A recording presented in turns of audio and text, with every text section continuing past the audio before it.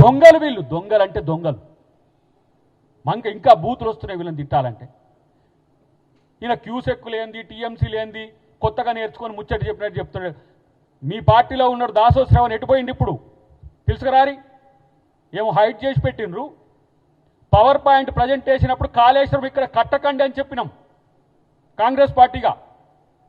ఇంకా మాట్లాడితే వీడు ఏమంటాడు నాకు అర్థం కావట్లే. కేసీఆర్ ఆనవాళ్ళు చెడగొట్టద్దు, కేసీఆర్ ఆనవాళ్ళు చెడగొద్దు. పాగల్ రాజశేఖర్ రెడ్డి ఆనవాళ్ళు చెడగొట్టిరా హౌలే.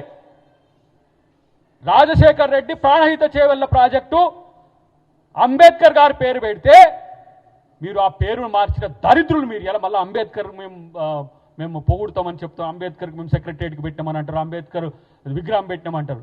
అంబేద్కర్ పేరు ప్రాణహిత చేవెళ్ల అంబేద్కర్ సుజల సెవంతిగా మేము పెట్టింది రాజశేఖర రెడ్డి గారు కదా.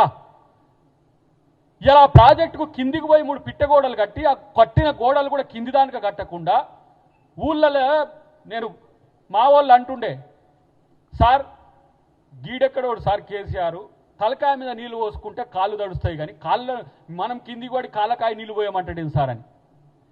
తుమ్మిడిహెట్టి నుంచి ఒక్క లిఫ్ట్ పోసుకుంటే శ్రీపాద ఎల్లంపల్లి అని చెప్పి ఆ రోజు రాజశేఖర రెడ్డి గారు డిజైన్ చేసి 22 టీఎంసీతో శ్రీపాద ఎల్లంపల్లి పూర్తయింది. ఉద్యమ కాలంలో కిరణ్ కుమార్ రెడ్డి గారు దాన్ని ఓపెన్ చేస్తారంటే ఈ కాంగ్రెస్ పార్టీ నాయకులమే ఇప్పుడు వద్దని చెప్పి చేసిన చరిత్ర ఉంది. ఏది మీరు కొత్తది? రంగనాయకమ్మ కొత్తదా, లేకపోతే మల్లన సాగర్ కొత్తదా, కొండపోచమ్మ కొత్తదా? ఏది కొత్తది? మిడ్ మానేరు కొత్తదా? ఏది నువ్వు కట్టింది? నువ్వు కట్టినే 3 పిట్టగోడలు కూలడానికి సిద్ధంగా ఉన్నాయని చెప్తుంటే సిగ్గు లేదా మీకు? అర్థం కావట్లేదా మీకు? కట్టి నింపితే మళ్ళీ ఈ తెగి ప్రజల మీదకి పోతే ప్రజా నష్టం జరిగితే కాంగ్రెస్ వాళ్ళకి కట్టరాదని చెప్తానికని తెలియదు మీరు చేసే శకలు. అరే బేవకూఫ్, ఎన్నిసార్లు చెప్పినాం. నాగార్జున సాగర్ అనేది ఎన్ని సంవత్సరాల క్రితం నెహ్రూ కట్టిండని. లీకులు తప్పితే కూలలే కుంగలే. శ్రీరామ్ సాగర్ 215 టీఎంసీలు. చూడు అక్కడ. నువ్వు కూడా ఇరిగేషన్ శాఖ మంత్రిగా ఉన్నావు కదా. ఈయనకు ఇప్పుడు పట్టిసీమ గుర్తొచ్చింది, ఇప్పుడు రాయలసీమ ఎత్తిపోతలు వచ్చింది, దేవాదులు ఎందుకు ఎత్తిపోస్తలే, సీతారాం సాగర్ ఎందుకు పోస్తాయి? అసలు ఫస్ట్ నీ కాళేశ్వరం ఏమైందో చెప్పు. నీ మామని చెప్పమను. మీరెందుకు చిల్లరగా లెక్కొస్తున్నారు? ఒక ముఖ్యమంత్రి ప్రతిపక్ష నేతని అడిగిండు. ఏమని అడిగిండు? ఒకవేళ నీ కొడుకు వారం రోజులు మా నాన్నకి ఇవ్వమంటుండు కదా, నువ్వు వచ్చి ఇగో ఇట్లా చేయొచ్చు అని కన్విన్స్ చేసి 3 సంవత్సరాలు తీసుకోమన్నాడు. మీ బామ్మారిది వారం రోజులు అన్నందుకు నువ్వు నాకు 3 నెలలు అన్నావు. అంటే 3 నెలలు 9.5 సంవత్సరాలు చేయలేదు, 3 నెలలు చేస్తా అన్నావు. 3 నెలలు చేస్తా అంటే నీ బామ్మారిదికి నీకే మధ్యన తేడా ఉంది. తేడాగాళ్ళకు ఇలా కాళేశ్వరం మీద ఫాల్స్ ఎందుకు? తుమ్మిడిహెట్టిని ఈరోజు మేము దాన్ని బేస్ చేసుకొని ఒక ప్రాజెక్టు మళ్ళీ ఇదే శ్రీపాద ఎల్లంపల్లికి లింక్ చేసి ఏ విధంగా నీళ్ళు ఇవ్వచ్చు అనేది ప్లాన్ చేసుకుంటున్నాం. ఎన్డీఎస్ఏ ఎట్టి పరిస్థితులలో మీరు మేడిగడ్డ దగ్గర ప్రాజెక్టు విషయంలో తొందరపడకండి. ఆ రిపోర్ట్లు 2 గంటల పాటు మొన్న ముఖ్యమంత్రి గారితో పాటు ప్రజాప్రతినిధులతో పాటు ముఖ్య నాయకత్వాన్ని అంతా మేం చూడడం కాదు దేశానికి మొత్తం చూపించినాం. దాంతో ఇలా పరేషాన్ అవుతున్నారు వీళ్ళు. ఎందుకు పరేషాన్ అవుతున్నారు అంటే ఓమ్మో మళ్ళీ కాళేశ్వరం కూలగొట్టి మేమే కూలగొట్టినట్టు మొత్తం ఎస్టాబ్లిష్ అవుతుందని చెప్పేసి ఇలా చాలామంది తెలంగాణ ప్రజలు ఎవరు చెప్పింది నమ్మాలా సార్ అని కాడికి వచ్చిండ్రు. అంటే అంతలా మీరు డైవర్ట్ చేస్తున్నారు. ఒకటే చెప్పిండు ముఖ్యమంత్రి గారు ఆ రోజు. ఏమన్నాడు? నీ వెన్నుపూసలో 3 పూసలు తొలగితే నీ బతికేందో ఒకసారి చూసుకోమని చెప్పిండు. 3 పూసలు పక్కన పెట్టు. ఇలా అక్కడ ఉన్న ఎక్స్పర్ట్స్ ఎవరైతే ఇచ్చిన రిపోర్ట్లో బునియాది మన ఊర్లలో బునియాది ఎక్కడికి తీస్తారంటే గట్టి మట్టి వరకు బునియాది తవ్వి అక్కడ నుంచి పిల్లర్ వేస్తారు. ఇది బునియాది అయితే, ఇది టాప్ అయితే వీడి ఇక్కడికి వెళ్ళి కట్టిండు ప్రాజెక్టు.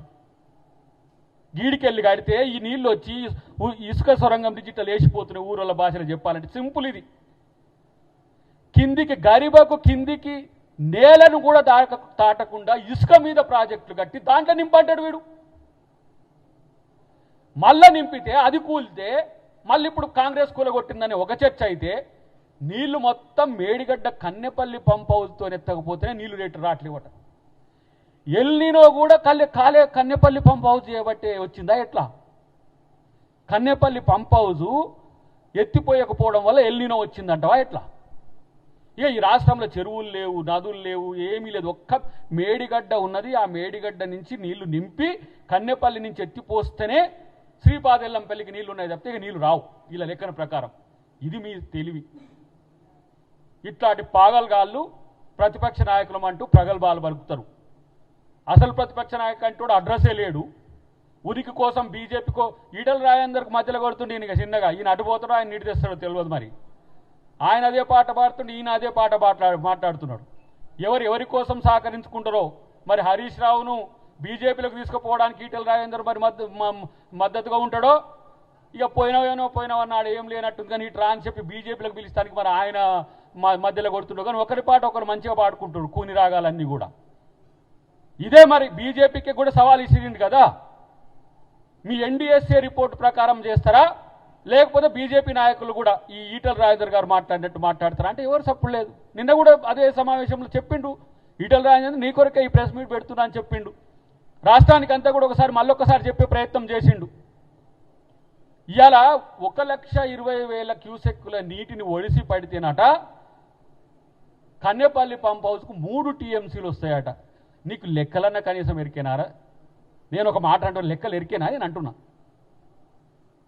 ఉరికే నీటిని పట్టి ఎత్తిపోయాలి, ఇదేనా మీ లెక్క?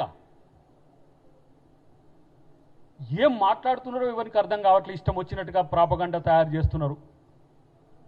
ఇక అక్కడ నాకు తెలిసింది ఏంటంటే, ఈ నీటి విషయంలో మా బామ్మారిది ముందుకు పోవద్దిగా, నేనే ఉండాలి సుమా అని మొదలుపెట్టిండు. కొత్త కహానీలన్నీ మొదలుపెట్టిండు సుత్తిరావు.